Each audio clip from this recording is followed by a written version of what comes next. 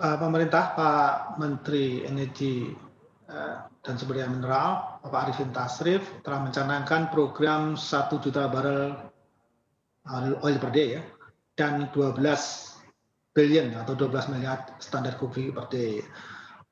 Kami di Dirjen Migas menyiapkan detail program untuk mencapai kedua tujuan tersebut.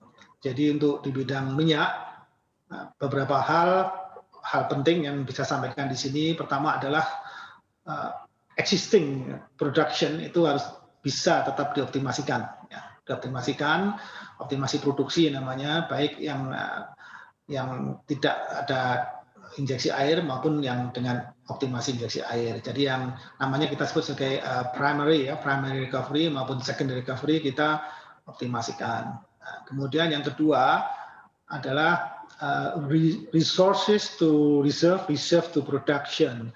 Nah, ini beberapa hal seperti percepatan proses persetujuan BOD, kemudian idle field, dan lain-lain itu dikembangkan.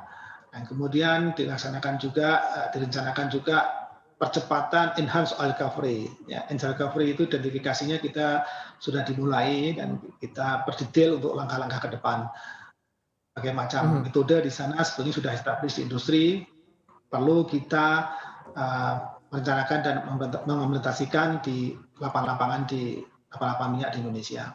Nah, kemudian juga yang tidak kalah pentingnya adalah eksplorasi. Nah, eksplorasi ini potensinya besar di kita, baik basin atau cekungan yang belum dieksplorasi sebanyak 68 maupun yang kita sebut sebagai unconventional hidrokarbon atau minyak unconventional ya. Jadi potensi kita juga cukup besar dan itu perlu direncanakan dengan baik dan segera bisa dilakukan investigasi di sana untuk dilakukan pengeboran. Nah, beberapa langkah strategis tersebut diharapkan dapat mencapai untuk ke poin 1 juta barel. Demikian juga untuk yang 12 billion kaki kubik per hari. Jadi itu langkah-langkah yang jangka panjang, tapi harus dimulai dari sekarang karena kegiatan industri migas ini akan membuahkan hasil setelah 5-10 tahun.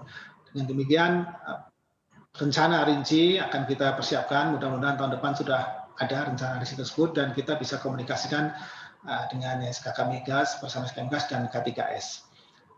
Saya kira itu langkah-langkah strateginya. Ya, kalau kita lihat dengan target pemerintah begitu 1 juta barel lifting migas di 2030 mendatang dan diperkirakan juga di tahun depan masih sekitar 700 ribu barel begitu ya per hari untuk lifting migasnya. Anda melihat tentunya dengan tingkat konsumsi energi masyarakat yang di 2021 mendatang diperkirakan masih akan terus terjadi peningkatan. Seperti apa begitu langkah upaya strategis pemerintah untuk bisa tentunya mengantisipasi krisis energi, Pak? Ya, tadi pertama adalah peningkatan produksi minyak. Yang kedua pengalihan produksi gas untuk kebutuhan domestik. Nah, ini penting. Jadi gas ini bisa mengurangi impor BBM. Misalkan program yang telah dilakukan dan akan dikembangkan lebih besar ke depan yaitu jaringan gas kota.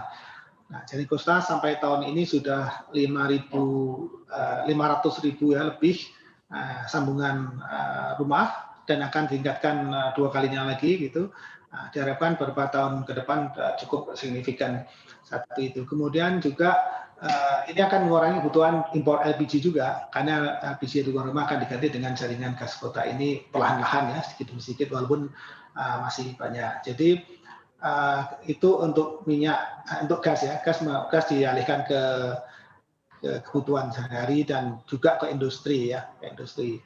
Pak Menteri juga telah mengeluarkan peraturan yang terkait dengan itu untuk harga gas sebesar 6 USD per MMBTU dan itu dari informasi yang kita peroleh dari Kemenparin itu membantu industri menumbuhkan industrinya.